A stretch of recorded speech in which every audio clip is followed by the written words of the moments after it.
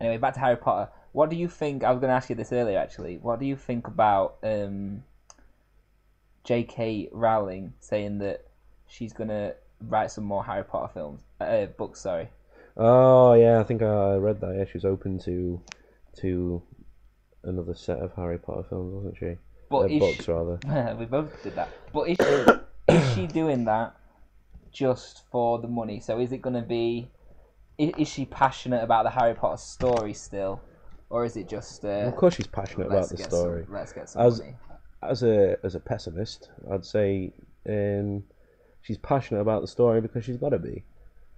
You know, what's the as an author, you've got main motivations, haven't you?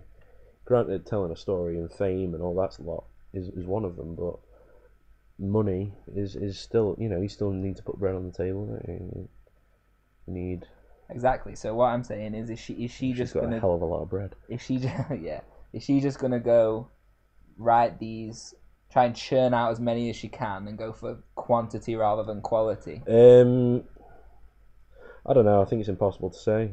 I think if she does, I don't think it will matter to Harry Potter fans. I agree. Because it'll be so good that they've done it. Yeah, if you're a big enough fan, you just want more and more and more. And unless they do what they did like they did on 24.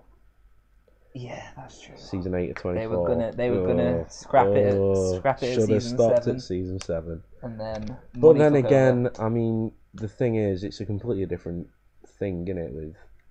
I don't know what the point is. Thing is, if a franchise is successful and a brand is successful, then you'll do whatever it takes to kind of use extension. Yeah. And try and keep it going. Like Scrubs.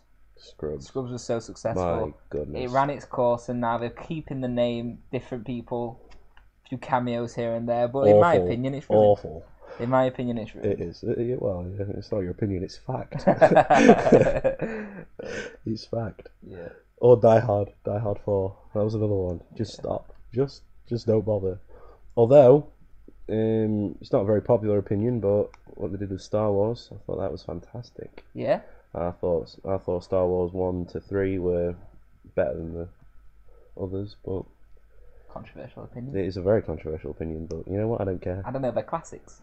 They are classics. 4 to 6 are classics. They are classics. I'm not denying that, but they're more pleasing. The 1 to 3 are more pleasing on the eyes. I don't know why. You just love CGI rather than. I don't know. I'm gonna throw this one out there. I prefer Yoda as a puppet than as CGI. If I'm honest. Agreed. Yeah. No. The use of Yoda was awful. I can connect more with the puppet. I know what you mean. It's weird. I don't. The CGI Yoda was terrible. It was awful. Yeah. I like the lightsabers, to be honest. the lightsaber duels were intense. They were pretty awful on the old ones. Yeah, they were. They just kind of stood there and whacked poles together. Yeah. It wasn't great. But now, they're jumping all over the place and that, aren't they? So, I know. Even it's set in the past, so you'd think that Jedi have become more skilled, but maybe I'm just nitpicking. No, I know what you mean. They appear to become more and more boring. And the Sith, even though they get more epic, they appear like lamer as it goes on. Darth Sidious is terrible. But as Senator Palpatine, you're like, ooh, he's a bit of an odd one. Okay. I don't know. Fine. I should stop there, shouldn't I? Yeah. I mean, you've crossed the boundary into too nerdy. Too nerdy, yeah. Nerdy. To be honest, I don't even know if I got the names right. I think you lost me. I'm a pretentious nerd. Very much a pretentious nerd. But what's your opinion on the way J.K. Rowling, or the way that they've made such a big hoo-ha out of the last film? Well, it's mass hysteria. Isn't it? Mass hysteria. It's mass President Palmer's favourite words. It's mass hysteria over Harry Potter.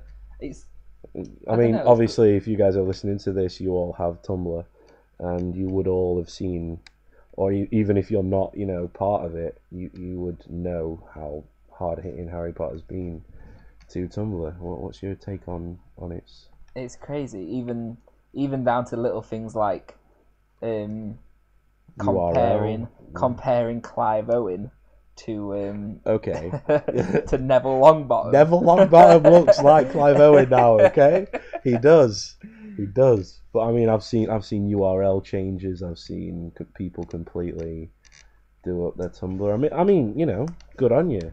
You obviously got a good command of HTML, but better than mine. I think it's end of an era, isn't it? It is, yeah. It wouldn't but be. So what? But as a book lover, wouldn't you class the last book as the end of the era? Well, that's it. There wasn't as much hype when the last book came out. Precisely. I mean, there was hype, but it's not. No, didn't even nearly hit this. But again, a lot less people had Tumblr. Well, that's true. Tumblr plus something epic means mass hysteria. Certain. Mass Hysteria. Let's name this Tumblcast Mass Hysteria. Agreed. That is what that is called. For those of you who don't know, we've got a bit of an inside joke on this because if you've watched 24 seasons 1, what was he?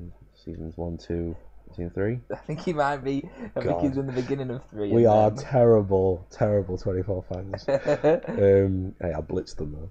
Yeah, to anybody who's aware who President Palmer is, it seems to be his catchphrase is mass hysteria. He's very much keen on preventing mass hysteria. Like people are like threatening to kill him, and he's more concerned about mass hysteria. It's his pet peeve. It is. Speaking of mass hysteria, let's try and get some. That's what we're here for. Let's try and cause mass hysteria. Oh yeah, when fate dictates. With When Fate Dictates, the new book. I think let's just do a quick brief. Let's not be shamelessly promoting the thing, but I think that turns a lot of people off, doesn't it? People need to know what it's about because it's got. I mean, its genre is historical fantasy, but historical fantasy. Yeah. But the thing is, there's so much in there that you. It is. It's unreal. I mean, we've got time travel, we've got immortality, we've got love, we've got action, we've got to those of you who are interested in Scotland, it's very, very big on the Scotland thing. It's it's set in Scotland. It involves 2 Scottish people. It's a thriller as as well. It is. It's a cat and mouse game through time. Through all the way up and down Scotland and England, with plot twists along the way. It's exciting. It really is. Yeah, and all for the this is the shamelessly promoting bit. All for the small price. If you go check out the Kindle, if you don't want the paperback or whatever, or you want to just look fly with your Kindle. Oh yeah, look posh with your new cool Kindle. I wish I had one. I really do. Even though I probably would never use it, I would just want one. Yeah. Just so I could be like, yeah, I've got a Kindle. Yeah, it's on like Kindle that, for. I am like that. Very materialistic. Much cheaper, but I mean, for those of you $3.44. And what's that in pounds? £2. 49 or something, isn't it? 41. Something like that, yeah. Something obscure. Something minuscule. But it's not going to break the bank. I think that's the message we're getting across here.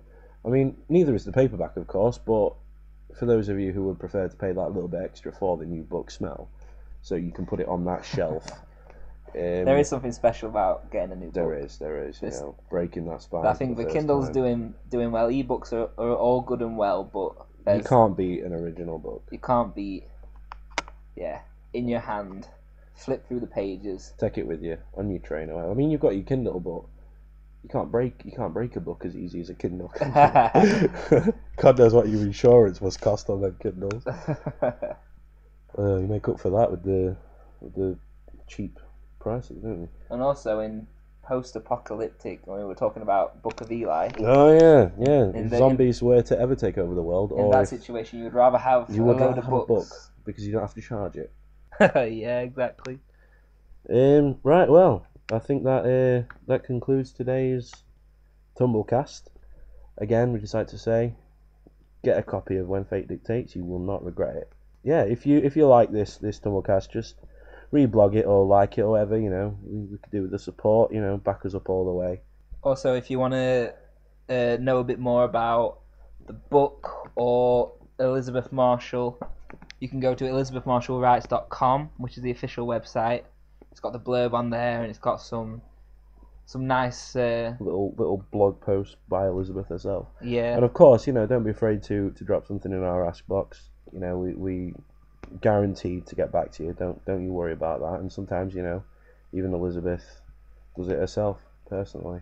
So yeah, I think that's it for today. What do you think? I think it's good. Went well. Anything else to say? No, nothing really. Just Yeah, thanks for all the support, and Yeah. I hope you keep listening to the future ones, and I hope you enjoyed this one. Yeah, see you guys next time. Apologies for it being a bit long, by the way. We only expected it to be about 5 minutes, but this I don't know. We'll get better. this all talking thing seems to be. We're good at it. We're good at it. Yeah, we're really good at it. So yeah. Anyway, catch you guys later. Bye from Sean. And see you later from Steve. Bye. See ya. EmWrites Team Tumblcast.